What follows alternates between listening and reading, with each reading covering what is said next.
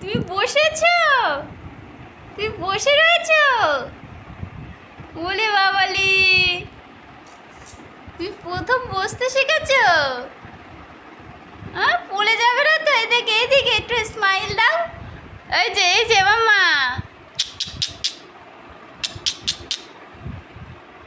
ওলে বাবা বসে আছে। এদিকে দেখো, এদিকে দেখো।